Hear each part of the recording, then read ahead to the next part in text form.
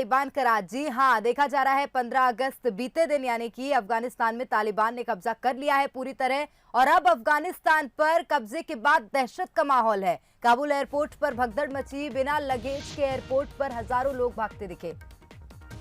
Kabul airport पर गोलीबारी हुई और बैंकों के आगे लंबी कतारें लगी हुई हैं। भगदड़ मची काबुल एयरपोर्ट पर, तो पूरे देश में ही दहशत का माहौल है। अफगानिस्तान पर तालिबान की कब्जे के बाद देश भर में दहशत का माहौल है। बिना लगेज के एयरपोर्ट पर हजारों लोग भागते दिखे। ये तस्वीरें आप देख सकते हैं, काबुल एयरपोर्ट की तस्वीरें हैं जहां गोलीबारी भी हुई है, भगदड़ मची। तो हजारों लोग काबुल एयरपोर्ट पर भागते दिखाई दे रहे हैं और गोलियों की आवाज भी आप साफ सुन सकते हैं। एयरपोर्ट पर गोलीबारी हुई और वहीं बैंकों के आगे अब लंबी कतारें लगी हुई हैं। लोग देश छोड़ने तक का निर्णय ले रहे हैं। बिना लगेज के एयरपोर्ट पर हजारों लोग भागते दिखे हैं। भगदड़ मची एयरपोर्ट पर।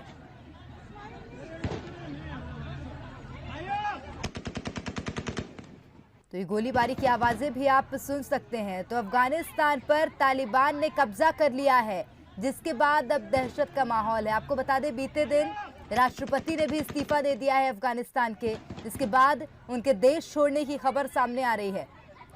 लोगों में भी निश्चित रूप से भय व्याप्त है और उसकी तस्वीरें आप खुद देख सकते हैं। बिना लगेज एयरपोर्ट पर हजारों लोग भागते दिखे, गोलियों की आवाज सुनाई दे रही है।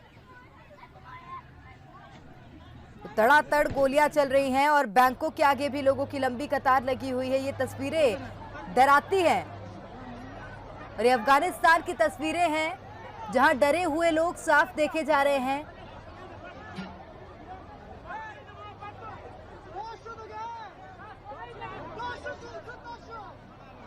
दरअसल अफगानिस्तान पर तालिबान के कब्जे के बाद से ही दहशत का माहौल है और ये दहशत की तस्वीरें ही हैं। एयरपोर्ट में बिना लगेज के लोग इधर उधर भाग रहे हैं। गोलीबारी हुई है एयरपोर्ट पर।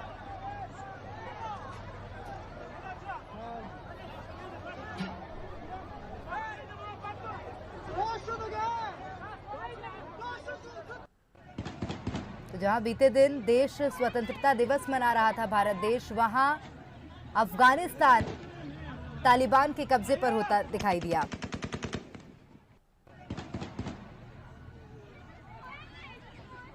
तो अब लोगों में भी दहशत का माहौल है। जो दो तस्वीरें आप टीवी स्क्रीन पर देख रहे हैं, ये काबुल एयरपोर्ट की तस्वीरें हैं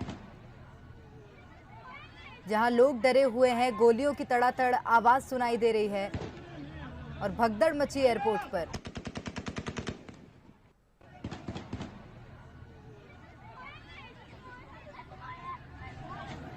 तो अफरा तफरी का माहौल है पूरे एयरपोर्ट में, नहीं पूरे देश में अफरा तफरी का माहौल है।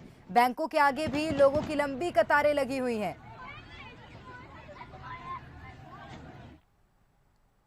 तो राजधानी काबुल पर कब्जे के साथ ही अफगानिस्तान अब पूरी तरह तालिबान के कब्जे में आ गया है। तालिबान के काबुल में दाखिल होते ही देश की अशरफ गनी सरकार समझौते के लिए तैयार हो गई।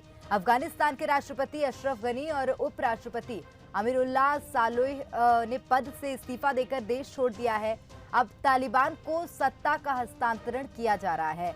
इस बीच खबर है कि तालिबान के दूसरे नंबर के नेता मुल्ला बरादर अफगानिस्तान में बनने वाली अंतरिम सरकार के प्रमुख हो सकते हैं। राष्ट्रपति बनाने के लिए कई लोगों के नामों पर विचार किया जा रहा है, लेकिन बरादर का नाम सबसे ऊपर है। वो अफगानिस्तान में तालिबान के को फाउंडर हैं।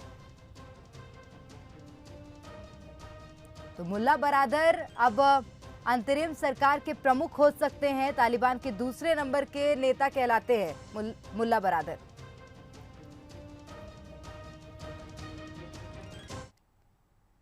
और अफगानिस्तान में तालिबान के सत्ता पर काबिज होने के बाद सबसे बड़ा सवाल यही है कि भारत के साथ तालिबान के रिश्ते कैसे होंगे। क्या भारत तालिबान हुकूमत को मान्यता देगा?